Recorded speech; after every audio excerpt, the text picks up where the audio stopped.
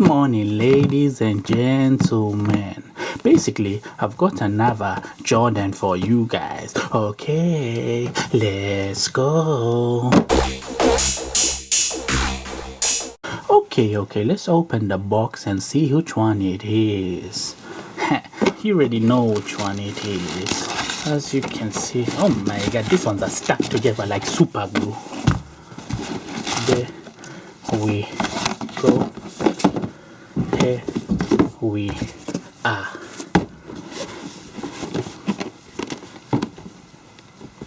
So these are the Jordan 1 smoke grays. As you can see, these are actually quite nice. They remind me of the Union Jordan 1s that I do not have. I missed out on them and I don't think I can ever get them because the price is too high now. I cannot afford that one. But these are a nice alternative to the Unions. They are the smoke gray.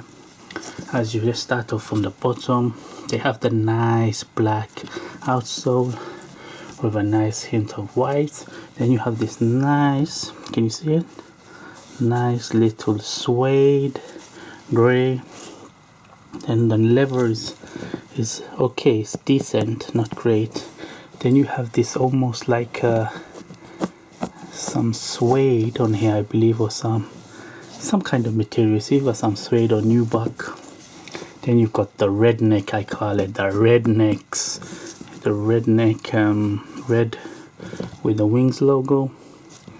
And then this, I don't know why they put this kind of material here on the top, because it's gonna go dirty and I don't like this one. It's like some kind of flint, some kind of, you know, velvety material on the top.